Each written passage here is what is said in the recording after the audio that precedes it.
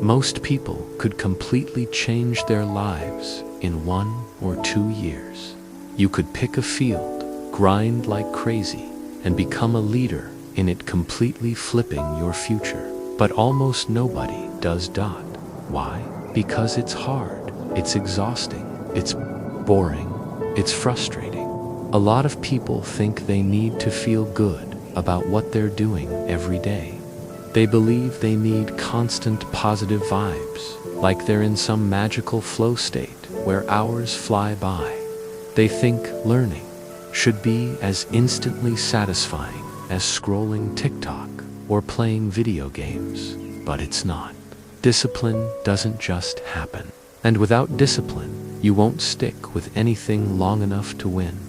You could tell someone this work matters. The more you do it, the more rewarding it gets. And maybe a few will believe you. But if you only chase things that feel comfortable and you still expect to change your life, you're kidding yourself. That's fear. That's a lack of courage. Here's the truth. Strong people do not chase comfort. If binge watching Netflix and eating takeout every day could make you successful, we'd all be millionaires by now. The strong choose the hard path, the uncomfortable path, because it's the right one, and it's not easy.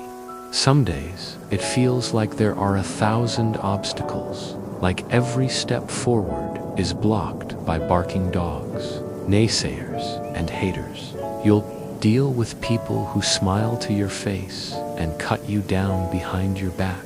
People who criticize every small mistake. People who want you to quit so they feel better about quitting themselves. Every time you'll have a choice, retreat or keep moving. If you only repeat what you're already good at, you won't grow. Real growth comes from what I call creative effort, doing the things you're bad at, the things that scare you, and sticking with them until they don't scare you anymore. Creative effort means starting with something you can't do, figuring out why, and grinding until you can. And yes, you'll fail, you'll get criticized, you'll be underestimated, but you cannot let that kill your confidence. One of my friends, now a highly successful entrepreneur, once told me 3 words that shaped his life: creative, disruptive, revolutionary. He said, if you want to change your destiny, your actions need at least one of those traits. Take Mike Lawson, for example. Just a few years ago, he was working construction hauling bricks all day, dead tired every night. But he wanted more. So every night he studied. Every day he practiced his craft. He started posting short videos online, sharing his journey and what he was learning day after day, week after week, for a full year. Now, he's got over 1 million followers, multiple income streams, and a life he built from scratch. That's creative. That's disruptive.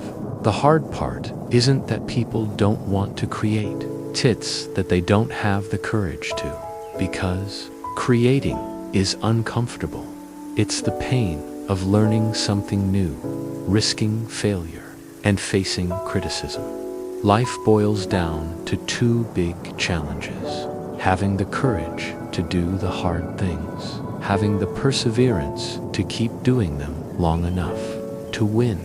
If you can do both, you can rewrite your future. There are 2 basic ways people show a lack of courage. The first is when we let our emotions run wild and start imagining problems that don't even exist. Say you want to ask a woman for her number. Before you even walk over, she'll think I'm some desperate loser. None of that has happened. It's all in your head. Who lack courage wastes a ton of energy on imaginary difficulties. They talk themselves out of action before they even try. They retreat, they give up, and they wonder why they never make progress. The second type is the blindly optimistic person. They put too much faith in ideas and hacks that make success sound easy. They think, if I just learn the right method, everything will fall into place. No struggle, no pain. But when real life shows up, when the work is harder, slower, and more frustrating than expected, they break. The gap between their sky-high expectations and reality is the last straw. They go from optimism to discouragement to quitting. True courage isn't blind optimism. It's creative effort, tackling new problems, finding better solutions, and constantly improving your abilities. A truly courageous person can take the hits. They can endure pain and setbacks, but they keep an optimistic focus on the end result. And even if the result isn't great, they'll ask, okay, but what skill did I gain here? How am I stronger now? Because that new ability will make the... If you've got a dog, today it's hair on the couch. Tomorrow it's muddy paw prints. The only way to stop being frustrated is to get better at handling it until it doesn't rattle you anymore. Good courage is long-term. It's steady. It never turns pessimistic, even when the road is rough, and it doesn't crumble under criticism. Why? Their insults are a momentary power trip. Then they move on and forget about it. That's why you need thick skin. On the internet, the more people try to tear you down, the more likely it is you're getting close to something important. There's another kind of courage problem. People who have no opinions of their own. They're not leaders, not even strong followers. They just drift. Let me give you an example. Not long ago, I was by the river with my daughter. She wanted to swim, so I started building a small rock dam along the bank. After a while, a guy nearby started talking to me. Man, these rocks are too small. The river will wash them away. This is a waste of time. I ignored him and kept working. Soon I found bigger rocks, even wading into deeper water to get them. Slowly, the dam began to take shape. Then something happened. He came over and started helping me. At first, he was full of reasons why it couldn't be done. But when he saw me keep going, ignoring his negativity, and just putting one rock after another, he realized it was possible sometimes. That's all it takes. Stop overthinking, stop predicting failure, and put everything you've got into the work right in front of you. Some people will keep going if you guide them, encourage them, and give them a reason to believe in the work. They need someone standing there, constantly telling them, here's why this matters. Like the guy I mentioned earlier by the river when I told him, hey, if you bring your daughter here tomorrow, there'll be a small rock dam and she can swim in calm water. He lit up. He saw the point. But the truth is, a real leader doesn't need that kind of constant hand-holding. A real leader is like a self-starting engine. They don't wait for someone to motivate them. They just go. Recently, someone online offered to pay me the equivalent of $850 to supervise his self-discipline. I turned it down. Why? Because if you can't be your own source of discipline, you'll always depend on someone else to hold you together. That's not real strength. That's outsourcing your backbone. Most people don't have much confidence. They either expect things to be too easy, or they're drawn to big promises, someone drawing them a big picture of success without mentioning the work.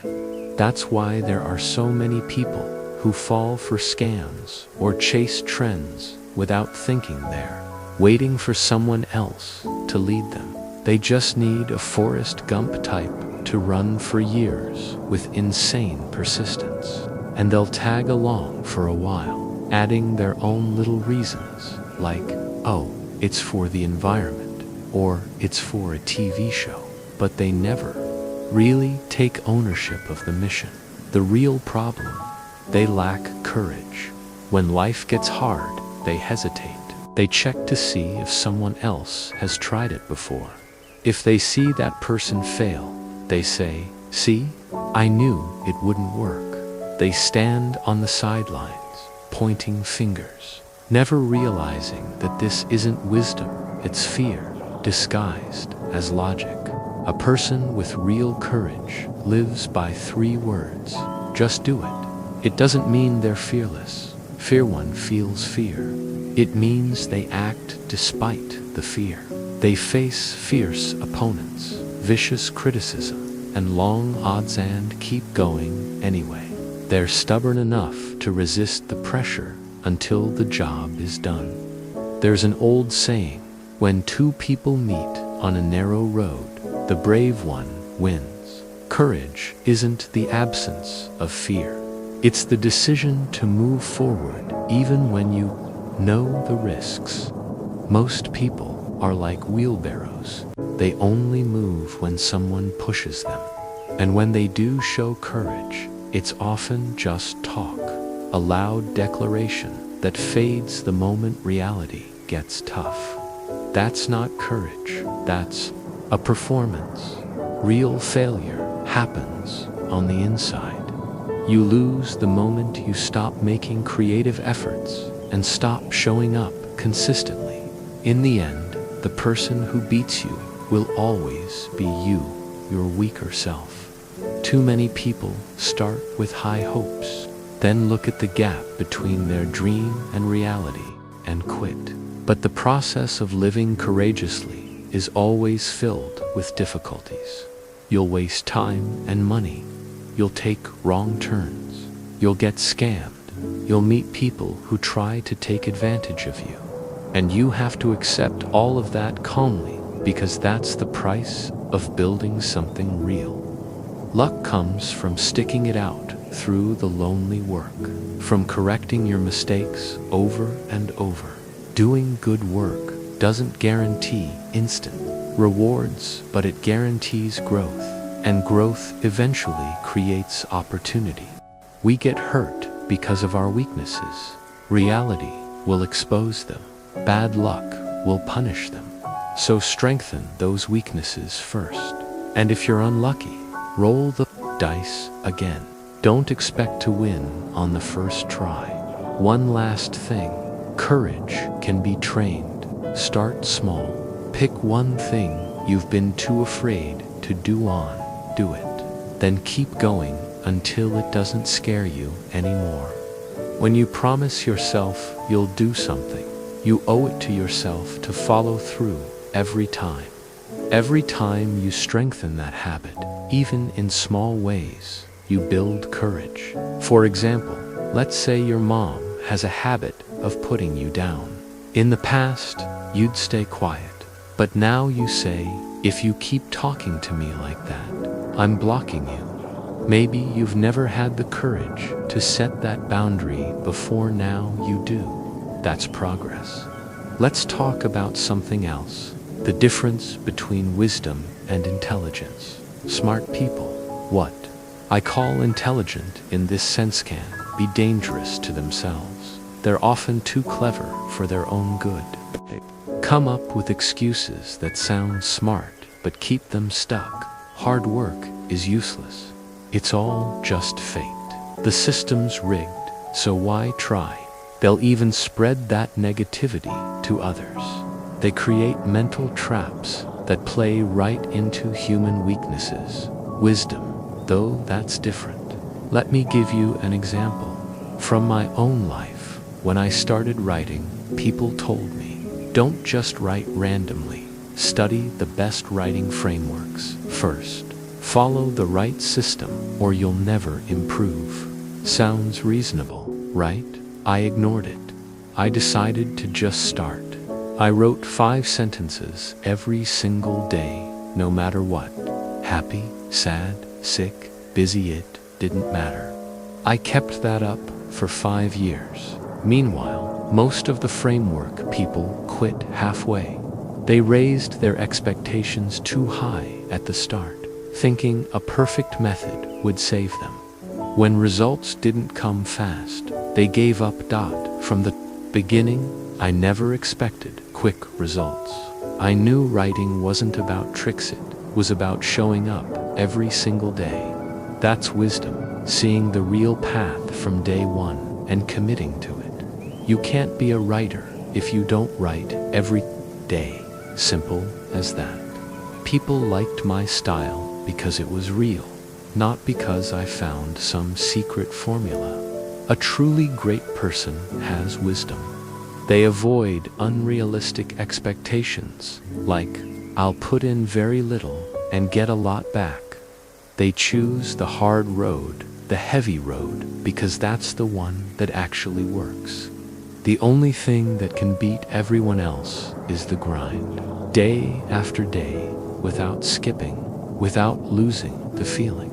There's a saying, a heavy sword has no edge, yet it cuts through anything. That's wisdom. The problem with being too smart is that you get caught up in overthinking, calculating gains and losses, expecting shortcuts, always looking for a way to cheat the process. That's how intelligence can sabotage you. Wisdom says, stop looking for an easier way. Start walking the real way and keep walking every single day.